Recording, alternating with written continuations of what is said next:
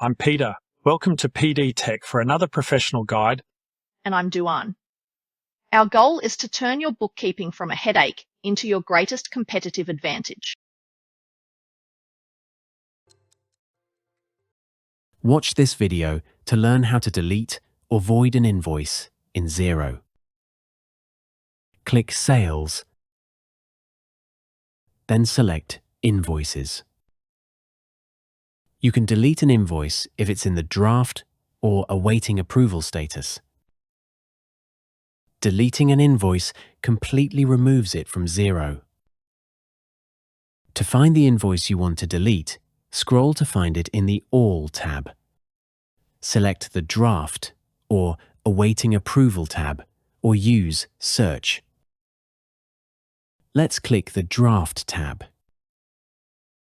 Select the checkbox next to an invoice or multiple invoices you want to delete.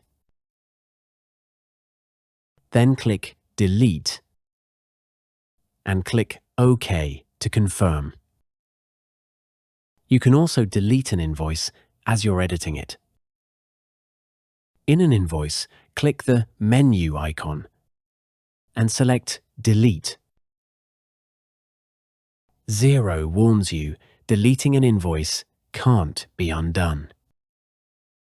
Click Delete to confirm. You can reuse invoice numbers after you've deleted them. It's important to note, you can't void a paid invoice. You must remove any payments first if you need to void an invoice with a payment allocated.